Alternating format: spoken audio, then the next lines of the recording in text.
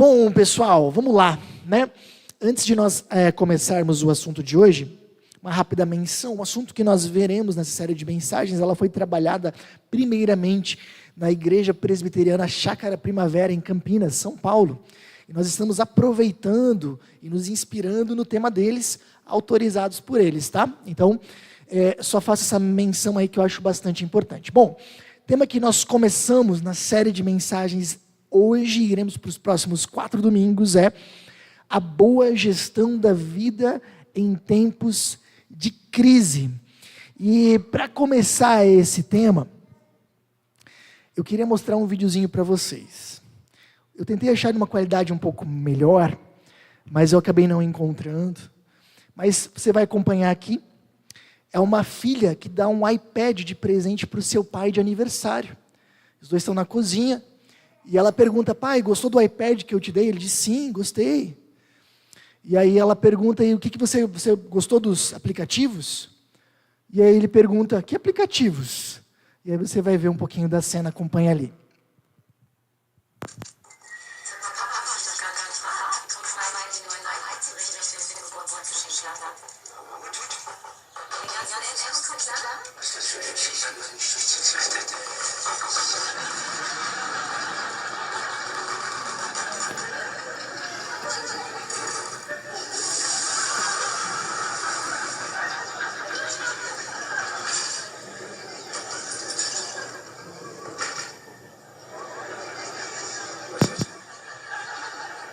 O quê? Né? O que tem de mais? Qual é o problema? E aí?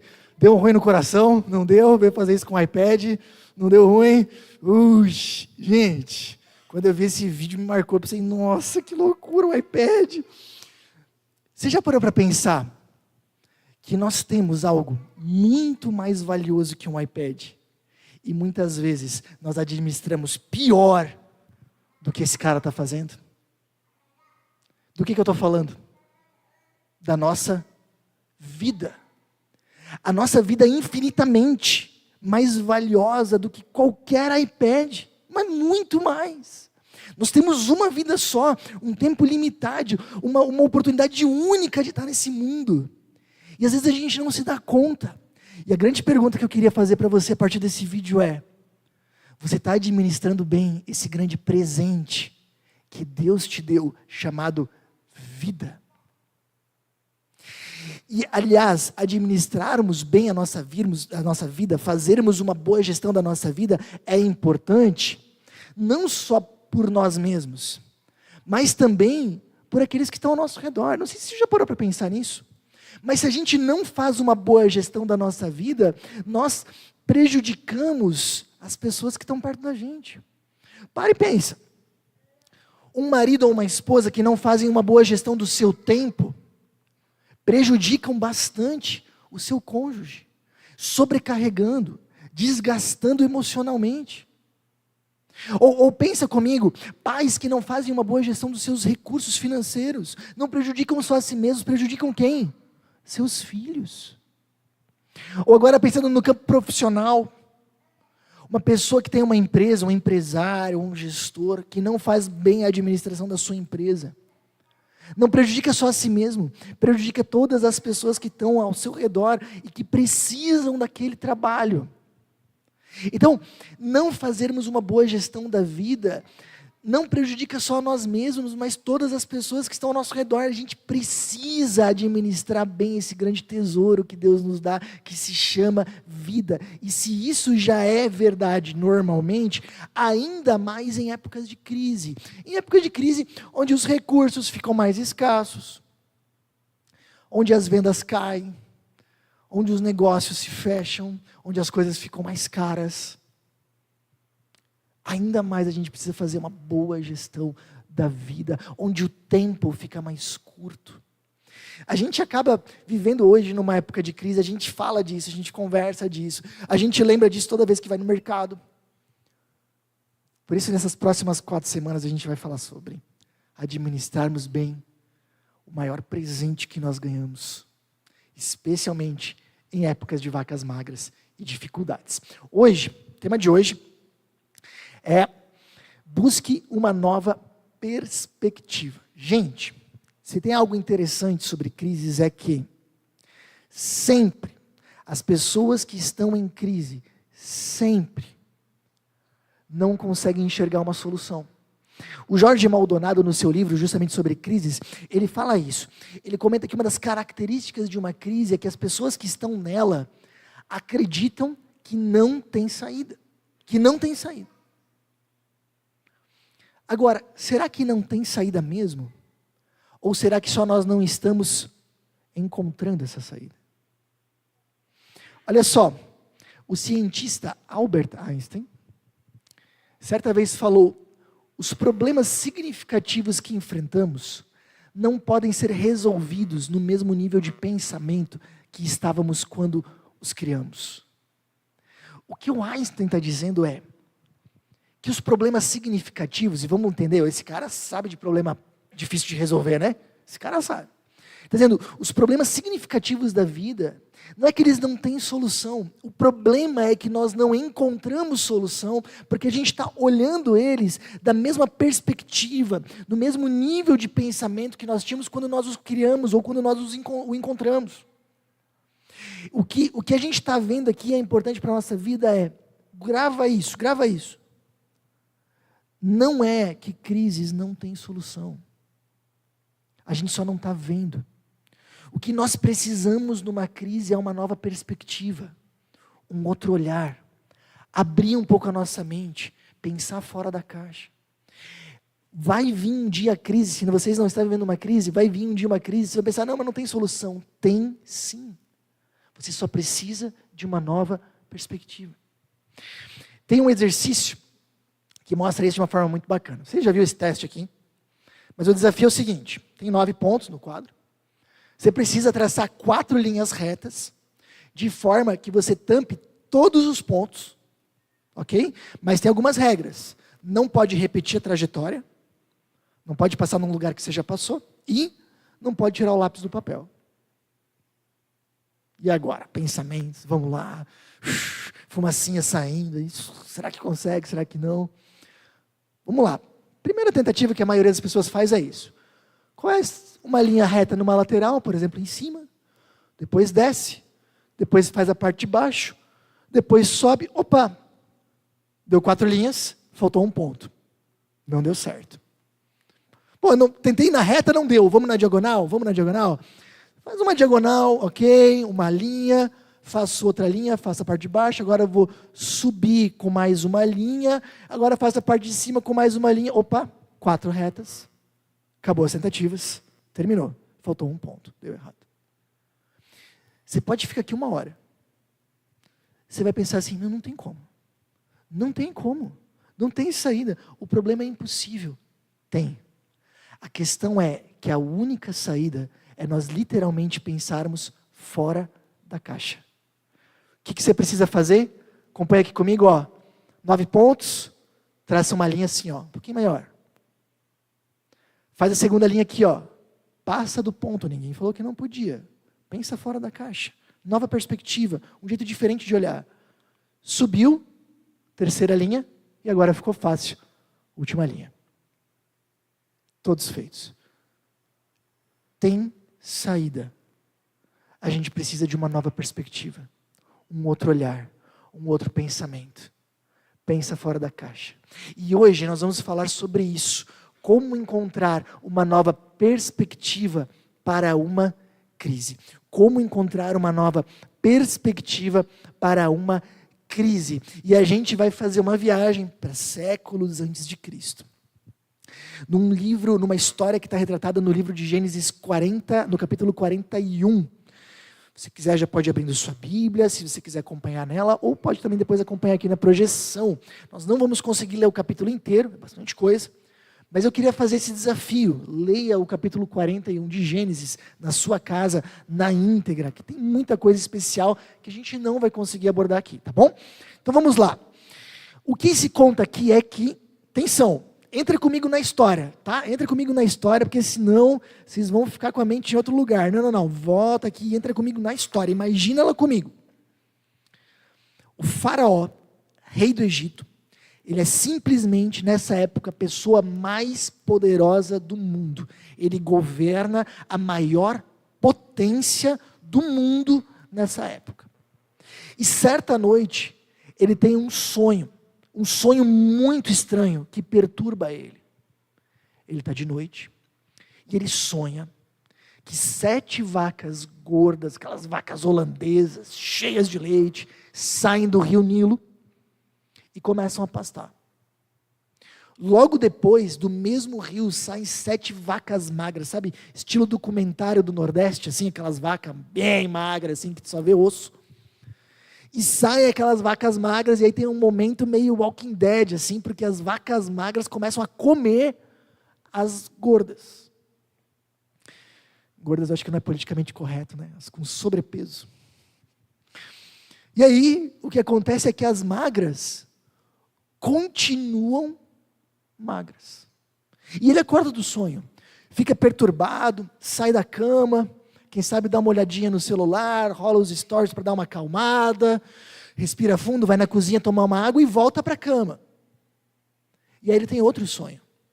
7 espigas graúdas de milho, de repente vem 7 espigas mirradas e judiadas, e comem as graúdas e continuam mirradas. E ele acorda de manhã cedo, extremamente perturbado. O texto bíblico fala, Gênesis 41, 8, pela manhã, perturbado, mandou chamar todos os magos e sábios do Egito, e lhes contou os sonhos, mas ninguém foi capaz de interpretá-los. Então aí o faraó, você imagina, ele manda um WhatsApp para a equipe de ministros dele, e diz, gente, reunião de ministros, que é toda segunda-feira às 9, vai ser 7h30, todo mundo no Palácio do Planalto, vamos lá.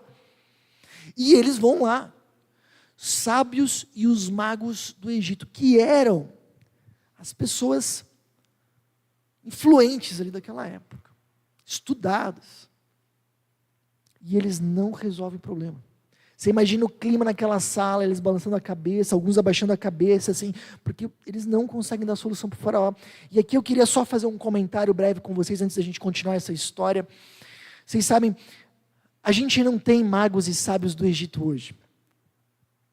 Mas a gente tem os magos e os sábios da nossa época. Nós temos os influenciadores, as pessoas que de alguma forma formam as nossas opiniões, que estão aí no YouTube, que estão palestrando, que estão escrevendo livros, pessoas que influenciam o nosso pensamento, a nossa forma de ver. Eu queria que você percebesse a partir desse texto que essas pessoas que influenciam, primeiro, temos que estar muito atentos a elas, porque muitas vezes elas nos influenciam para caminhos que não são muito bons. Segundo, mesmo pessoas que influenciam de uma forma boa, vão ter o seu limite. E provavelmente nós encontraremos na nossa vida momentos onde nós estaremos num beco sem saída, onde pessoas, onde nenhum influencer, onde nenhum coach, onde nenhuma pessoa, por mais sábia que seja, consiga nos apontar a direção. E é isso que o faraó está vivendo. Um momento onde ele está num beco sem saída. Nesse momento, aparece uma possibilidade fora da caixa. Lá na reunião deles, tinha o pessoal também do cafezinho, sempre tem, e de fato tinha. Não café, mas estavam lá. Então eles estavam lá, cuidando para que não faltasse água, o café, o pão de queijo, né? E dentre essas pessoas que cuidavam da alimentação, tinha o supervisor deles, que aqui é o chefe dos copeiros. E quando ele chega naquele momento onde ninguém acha uma saída, o chefe dos copeiros se dirige ao faraó e fala o seguinte: agora eu me lembro das minhas falhas. Ele fala, 2 anos atrás, eu estava preso, porque o Senhor tinha se enfurecido comigo. Ele falando para o faraó, interrompendo a reunião de ministros, imagina. E naquele momento que eu passei na prisão, lá tinha um escravo hebreu, que estava preso lá também. E eu tive um sonho muito perturbador. E aquele escravo interpretou o sonho. E aconteceu exatamente o que tinha acontecido. Seu nome era José. Faraó diz, traz ele. Pensa com possibilidade fora da caixa. Quando que o faraó, o rei do Egito, a pessoa mais poderosa do mundo, você imagina quanto tempo você tinha que esperar para uma audiência com o cara. Agora ele vai tirar tempo para conversar com um prisioneiro escravo. Quando isso acontecer? Nunca. Porque às vezes a crise, ela nos leva a isso, a nós pensarmos fora da caixa, nós nos abrirmos para novas possibilidades. Isso que o faraó está fazendo. Ele chama, então José vem. José, então, chega naquela reunião, eles falam para ele o que está acontecendo, e aí José toma a palavra no capítulo 41, versículo 16, dizendo o seguinte: respondeu-lhe José, isso não depende de mim, mas Deus dará ao faraó uma resposta favorável. Cara, o que José está dizendo aqui é uma coisa interessante. Ele está dizendo a verdade, a gente não consegue, e eu também não consigo. Mas, se tem alguém que sabe encontrar uma resposta, se tem alguém que consegue encontrar uma luz no fim do túnel de uma crise, é Deus. Há uma lógica inquestionável nesse pensamento. Se tem alguém que consegue achar solução para um problema da vida, é com certeza o Criador dessa vida. Se existe uma situação onde ninguém mais consegue encontrar a solução, Deus ainda tem uma sabedoria mais profunda que pode nos guiar muito além. Vocês sabem, quando eu comprei o meu violão, eu lembro que na época ele custou R$500. Hoje não compra mais por 500, mas na época custou R$500. Eu lembro bem, porque, gente, R$500 naquela época para um jovem não era fácil. E eu lembro que na mesma época que eu comprei meu violão, um amigo meu comprou dele. E comprou um violão de R$8.000. Caramba! E aí aquele violão era a estrela da galera, né? E eu com muito cuidado pedi para dar uma tocadinha. E claro, eu fui segurando aquele violão com todo o cuidado do mundo, assim, né? E toquei, e era lindo. O som era muito bonito. Mas, sinceramente, eu não consegui fazer um som muito melhor nele do que no meu violão de R$500. Por quê? Porque grande parte não é o instrumento. É o tocador. Pode ter aqui a melhor bateria do mundo, mas se o baterista não for bom, adianta. E o que José está dizendo é isso. Ele está fazendo uma diferenciação entre instrumento e player. O instrumento é ele, José. Mas o verdadeiro player é Deus. Deus conhece os caminhos. E Ele pode usar pessoas para isso. Mas a verdadeira fonte de toda a sabedoria é Deus. E nós podemos nos conectar com Ele. Gente, nos momentos de crise, nós podemos e devemos buscar direção em Deus. E aí o José continua dizendo que que os 2 sonhos são um sonho só, e que as 7 espigas graúdas, ou as 7 vacas gordas, elas representam 7 anos de fartura. Toda aquela terra do mundo antigo passaria por 7 anos de fartura, seriam 7 anos batendo todas as metas, 7 anos conseguindo os maiores lucros da história. Mas depois viriam as 7 vacas magras, ou as 7 espigas mirradas, que são 7 anos de profunda pobreza e miséria e seca, que superariam os anos de fartura. E aí José traz alguns conselhos interessantíssimos.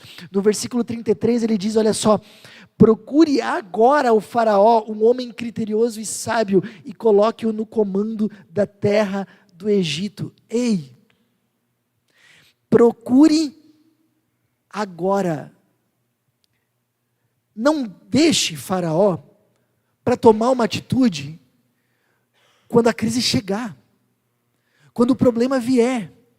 Procure tomar uma atitude agora, enquanto nós estamos recém começando o tempo de fartura. Aqui tem uma profunda sabedoria de Deus através de José. Porque tem gente que só toma decisão quando o cinto aperta, quando o cartão de crédito estoura, quando vai para o cheque especial, quando a coisa está pegando fogo, aí toma uma atitude. Vive uma crise conjugal, só toma uma atitude quando o circo está pegando fogo, quando o casamento está desabando, daí vai fazer alguma coisa.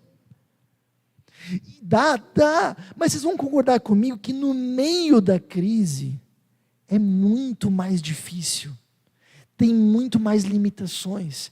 E o que a sabedoria de Deus, através de José, está dizendo aqui é: aproveite os tempos de fartura, tome decisões nos tempos bons. Sabe qual é um dos nossos erros? Um dos nossos erros é acreditar que os tempos bons vão durar para sempre. Não vão. Quando a gente está nos momentos das vacas gordas, a gente pensa que isso vai ser eterno. Não vai. Desculpa dizer. A vida de todas as pessoas, sem exceção, tem altos e baixos. Tempos de vacas gordas e tempos de vacas magras, sempre. Outro erro que a gente comete muito é acreditar que os anos de vacas gordas, que os tempos bons da nossa vida são só para nós usufruirmos. E a gente senta e aproveita, diz: não, estamos num tempo bom, vou sentar e aproveitar. É para aproveitar? Sim, também, mas não só. Tempos de fartura são para nós sentarmos, reorganizarmos, revermos coisas, repensarmos a vida. Susan e eu passamos por isso recentemente. A gente estava vivendo um tempo muito bom na área das nossas finanças. Estamos, né? Final do ano passado, assim, as coisas deram uma boa alinhada, né? A gente começou a fechar sempre no verde, coisa boa. O que a gente fez? Vamos só aproveitar? Vamos aproveitar também, é bom a gente ter isso. Mas não só. A gente sentou e reanalisou todas as nossas contas, tudo que a gente estava fazendo, onde a gente estava investindo, o que a gente estava vivendo, como a gente estava vivendo a nossa vida financeira. A gente aproveitou o bom momento para algo além de simplesmente usufruí-lo. É isso que a Bíblia está dizendo. Ei, sabedoria para a sua vida. Aproveite os anos bons para se organizar, para tomar decisões, para se estruturar. E quando vierem os tempos difíceis, você vai estar muito mais bem preparado. Não só na área financeira, pensar no casamento também. Sabe, eu acho que uma das minhas maiores broncas é, eu recebo bastante gente que traz questões conjugais. Isso é bom que as pessoas vêm e procuram. Mas as pessoas que vêm procurar ajuda na área conjugal, vêm quando a coisa está caindo. Vem assim quando não tem mais nenhuma alternativa. E aí assim, já está naquele fiapo, dizem: olha, a gente nem ia vir, mas a gente pensou: por que não? É a última tentativa. Tá bom que vem, mas se tivesse vindo antes... Se tivesse vindo quando a paciência ainda estava maior, quando a gente não tivesse mais lastro, quando o elástico ainda pudesse esticar um pouco mais, seria muito mais fácil. Aproveite os bons momentos para tomar decisões importantes, reestruturar a sua vida. Não só usufrua deles. Não caia na enganação de que sua vida só terá anos de vacas gordas, porque não vai ser. Queria que fosse, mas não é.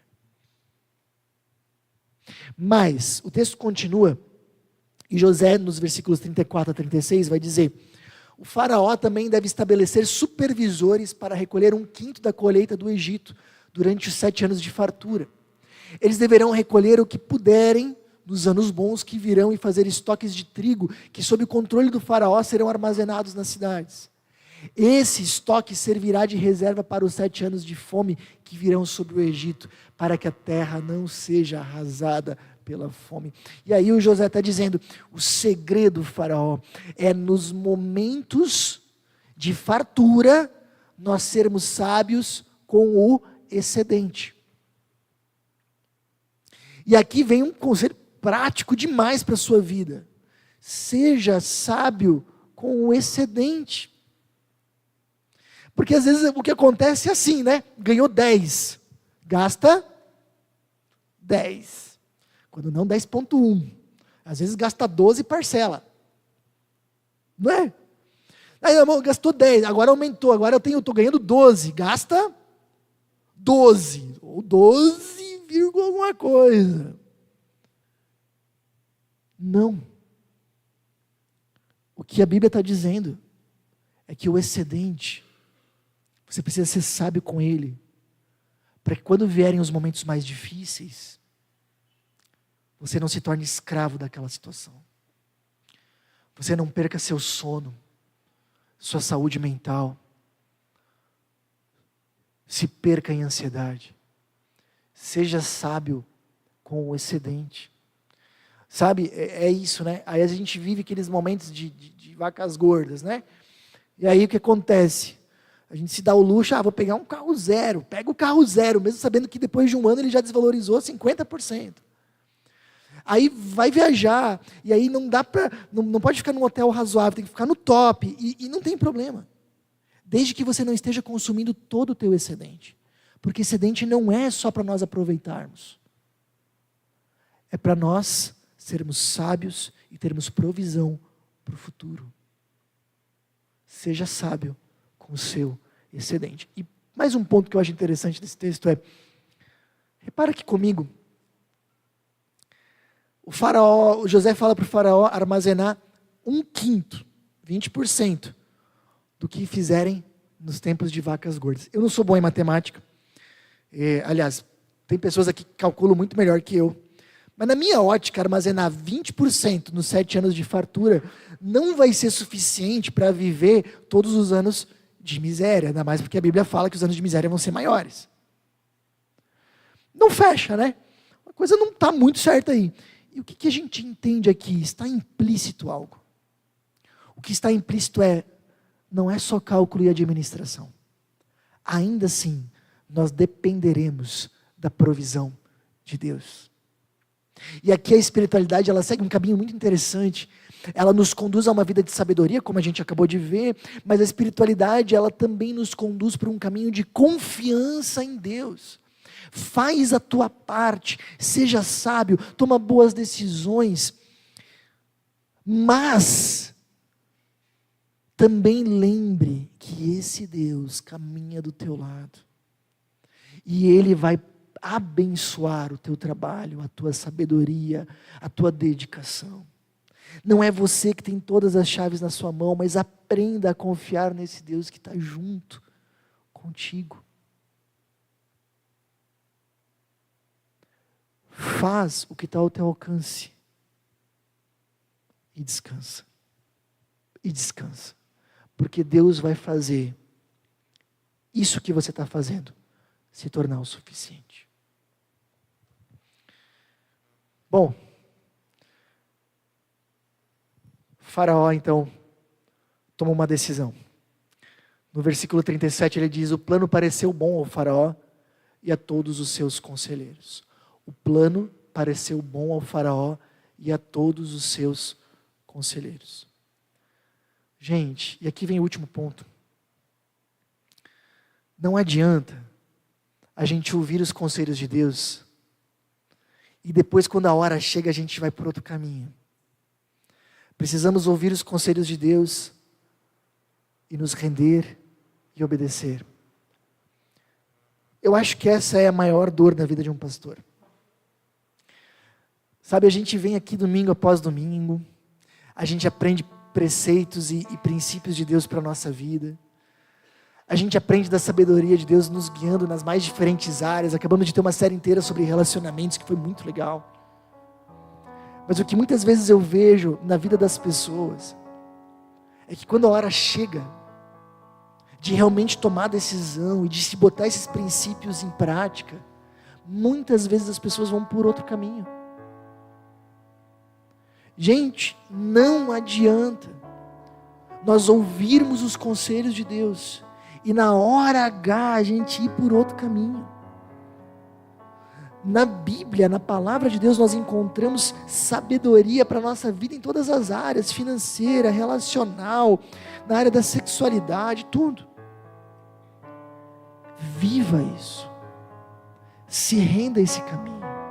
Obedeça. Lembra, o que nos faz discípulos de Jesus não é nós sermos simpáticos ao que Jesus diz, não é nós virmos num encontro, ouvirmos uma mensagem e balançarmos a cabeça positivamente. Não é isso que nos faz discípulos de Jesus. O que nos faz discípulos de Jesus é obedecer, é fazer do caminho dele o nosso caminho de vida, é seguir o que a palavra fala. Sabe, nós aprendemos aqui a nos relacionar com um Deus que é bondoso, amoroso, sábio.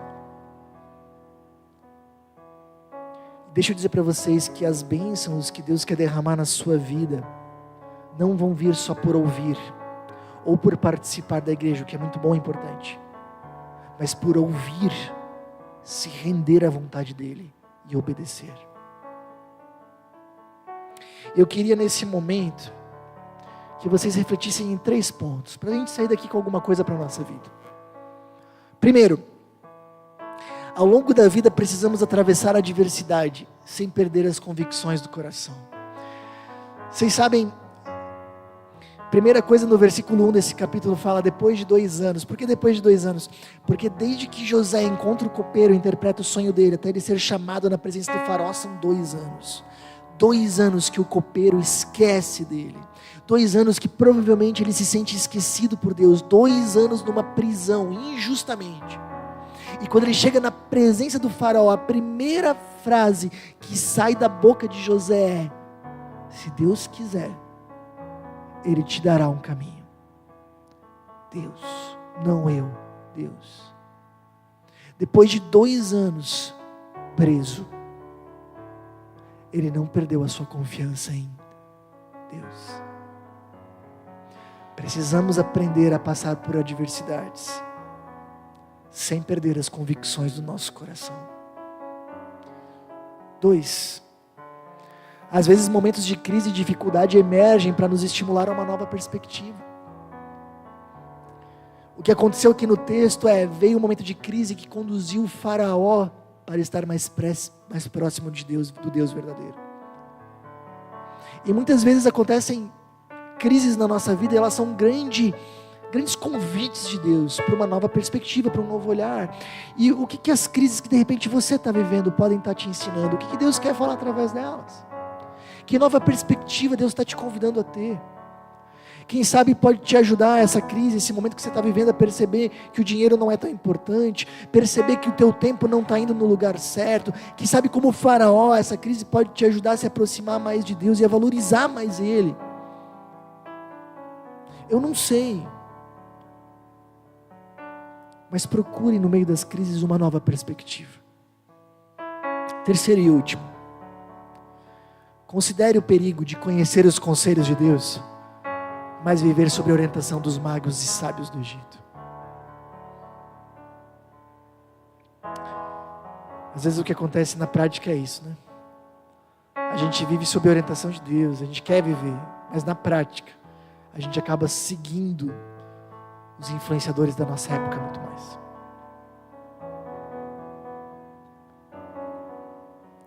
No momento em que Deus diz A, que os magos e os sábios da nossa época falam B, que a gente possa decidir A, porque nós cremos que esse é o caminho de vida do nosso Criador para a gente.